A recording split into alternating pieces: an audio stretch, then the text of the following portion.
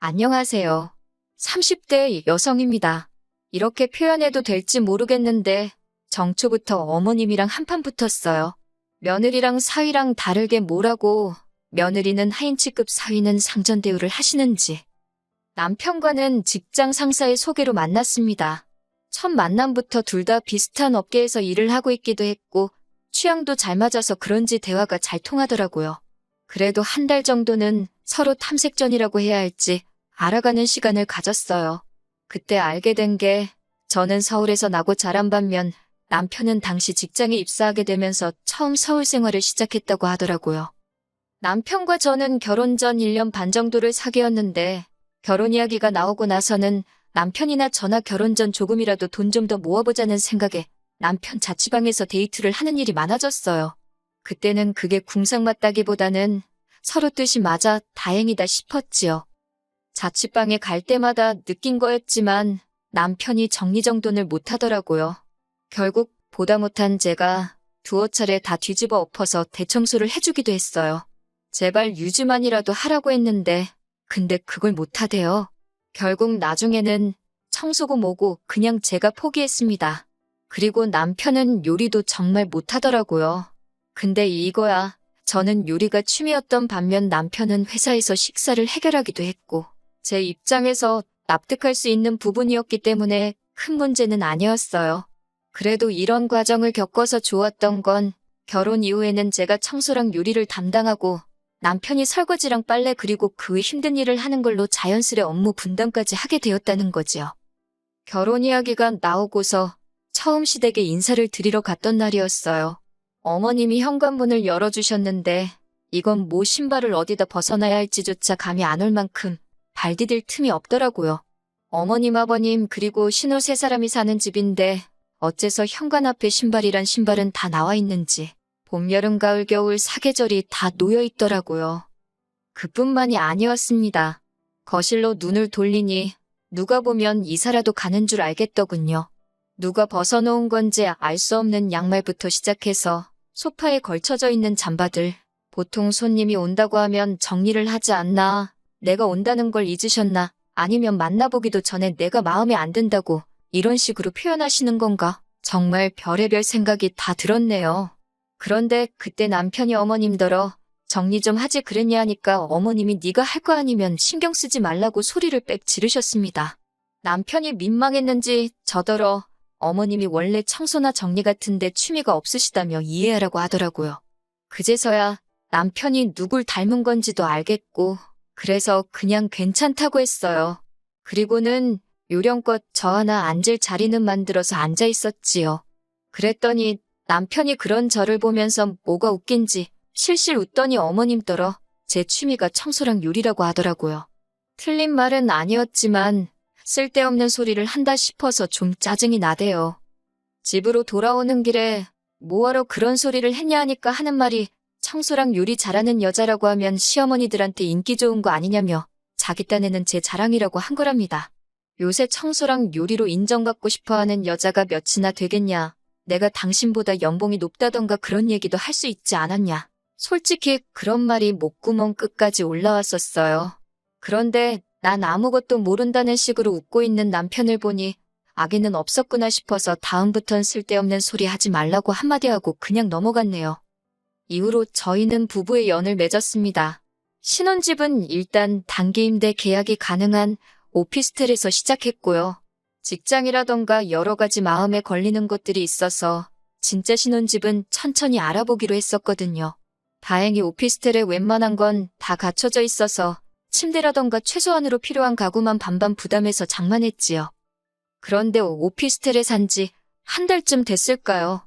하루는 어머님께서 전화에다 대고 너네는 왜 집들이 할 생각을 안 하냐 그러시대요. 단기임대 오피스텔인데 무슨 집들이를 하라는 건가 싶어서 솔직히 황당했습니다. 제가 나중에 진짜 집 장만하면 그때 제대로 하려고 한다며 적당히 웃어 넘기려고 했는데 어머님이 그런 게 어딨냐고 역정을 내시더라고요. 결혼을 했으면 반지하에 살아도 부모한테 이렇게 해놓고 삽니다. 이렇게 살게 해주셔서 감사합니다 하고 보여주는 게 맞는 거라면서요. 듣는 내내 억지다 싶었지만 알겠다 했습니다. 그리고 며칠 뒤 13평의 작은 오피스텔에 어머님, 아버님 그리고 신우의 저희 부부까지 5사람이 들어차니 정신이 하나도 없더라고요. 어머님께서는 집안을 둘러보시더니 집안이 휑하다고 인간미가 없다며 뭐라고 하셨지요. 깨끗하고 깔끔한 집이 누군가의 눈에는 휑해 보일 수도 있구나. 그냥 그렇게 생각하고 말았습니다. 곧이어 제가 집들이기도 하고 해서 월남쌈하고 몇 가지 음식을 해놨었는데 맛을 보시더니 먹을만하다시대요. 신우도 질세라 나쁘지 않네 그러고 있고 그러면서도 집에 갈 때 되니까 남은 음식 없냐고 하시면서 다 싸달랍니다. 그러더니 거의 저희 냉장고를 털어가다시피 다 가지고 가셨어요. 솔직히 말이 좋아 집들이지 오셔서 내내 흠만 잡으시고 어떻게든 저를 깎아내리려 하셨다는 게 너무 속상하대요. 하지만 제가 정말 마음이 상하기 시작했던 건 이후에 있었던 일들 때문이었어요. 처음 사건은 집들이 후로 3달도 지나지 않았을 때였습니다. 하루는 어머님께서 갑자기 이번 주말에 내려오라고 연락을 해오셨지요. 뭐 제가 별다른 일이 있던 건 아니지만 집에서 할 일 없이 굴러다녀도 그게 좋지 시댁 가는 게 좋을 리는 없잖아요? 무슨 일 때문이시냐고 물으니 집에 와서 청소 좀 해달랍니다. 저는 처음에 제가 잘못 들은 줄 알았네요. 그래서 뭐라고 하셨냐 다시 물으니 신우가 일요일에 사귀는 남자친구를 데리고 온다는데 집안 꼴이 말이 아니라면서 저더러 내려와서 집도 치우고 음식도 좀 하랍니다. 순간 확 열이 받으면서 정신이 번쩍 들더라고요. 제가 인사드리러 갔을 땐 그 꼴을 해놓고도 아무렇지 않아 하시더니 사윗감이 온다니까 신경 쓰시는 게 일단 너무 기분이 나빴습니다. 거기다 며느리는 뭐 막 부려먹어도 되는 사람이다 싶으신 건지 그 사윗감 오는데 청소를 왜 며느리더러 하라고 하시는 건지 이해도 안 되고 생각할수록 분하더라고요. 그래서 제가 그걸 왜 제가 하냐고 신우 시키시라 했어요. 그랬더니 어머님이 평소와 달리 매우 부드러운 목소리로 신우는 그런 거 안 해봤고 그리고 아직 어린애라서 그런 거 잘 못한답니다. 29살이 무슨 앤가요? 게다가 그럼 어머님은 애도 아닌데 왜 청소도 못하시냐 따지고 싶었지만 그 말을 삼키는 대신 그래도 하면서 배우는 거 아니겠냐고 어머님이 이참에 신우를 잘 가르쳐 주시라 했어요. 저는 일이 있어서 못 간다고 하면서요. 그러자 어머님께서는 너는 이 신우가 그 남자한테 살림도 못하는 여자로 찍히면 좋겠냐고 있는 대로 신경질을 부리기 시작하셨습니다. 듣다 못한 제가 그러면 가사도우미라도 부르시라 했더니 그 사람들이 와서 꽁으로 일하냐면서 저더러 돈 아까운 줄 모른다고 뭐라고 하시는 거예요. 아니 가사도우미한테 주는 돈은 아깝고 며느리는 공짜다 뭐 이런 건가 싶으니까 저도 정말 화가 나더라고요. 그래서 저는 모르겠다. 아무튼 절대 못 간다 했습니다. 그리고 정말 안 갔어요. 어머님은 제가 진짜 안 올 줄 몰랐다며 남편을 통해서 아주 괘씸하네 야같네 별의별 소리를 다 하셨더라고요. 남편도 저한테 하는 말이 시댁도 우리 집이다 생각하고 어머님하고 신우체면 생각해서 해줄 수 있는 거 아니냐고 서운하다 하더라고요. 그리고 그날 남편하고 대판 싸웠습니다. 제가 알지도 못하면서 네가 내 기분을 아느냐고 남편에게 아주 다다다다 퍼부서댔어요. 중간에서 남편 역할 똑바로 못할 것 같으면 차라리 닥치고 있으라고 아주 악을 썼더니 지도 놀랐는지 더 말은 안 하더라고요. 그리고 이후로 어머님하고 신우는 저만 보면 치사하다, 야같다며 말을 안 걸어왔습니다. 자기들 딴에는 제가 소외감이라도 느끼고 속상해할 줄 알았는지 일부러 심술을 부리는 것 같았는데 전 전혀 신경 쓰지 않았네요. 까놓고 말해서 말을 안 하고 살다 보면 자연스레 보고 살 일도 줄어들겠다 싶었으니까요. 그러다 엊그제 신정이었잖아요. 어머님이 다 같이 모여서 떡국을 먹자시대요. 어머님이나 신우야 차로 10분 거리에 살고 있었으니 떡국을 같이 먹든 뭐라든 부담이 없었겠지만 저희는 2시간 거리에 살고 있었으니 제가 어차피 구정 때 찾아뵐 건데 그때 먹자 했습니다. 그랬더니 어머님이 저더러 한 번을 고분고분하게 알겠습니다 소리를 하는 법이 없다면서 남편도 어머님이 사위 보고 처음 만난 새해라 그러시는가 보다며 저더러 한 번만 양보해달라 하더라고요. 그래서 제가 그럼 당신만 갔다 오라니까 자기가 호랩이냐며 혼자 가긴 싫다고 징징거리고 그래서 내려가게 되었습니다. 어머님이 오라고 하셨으니 솔직히 제가 음식을 해가야 한다거나 그런 생각은 아예 하질 않았어요. 해오란 소리도 없었고요. 그런데 시댁에 도착하니 어머님이 저더러 부엌에 불고기감 사다 놓았다고 빨리 만들랍니다. 황당하고 어이가 없어서 이걸 제가 왜 하냐고 하니까 네가 요리가 취미라지 않았냐며 솜씨발이 좀 해보라는 거예요. 속도 없는 남편은 옆에서 제가 불고기 진짜 맛있게 한다는 소리나 하고 있고 진짜 하기 싫었지만 정초부터 큰 소리 내기 싫어서 알겠다 했습니다. 한참 고기 밑간하고 그러고 있는데 거실에서 신우가 부엌을 향해 언니 빨리빨리 좀 하라며 배고파 죽겠다고 소리를 빽 지르더라고요.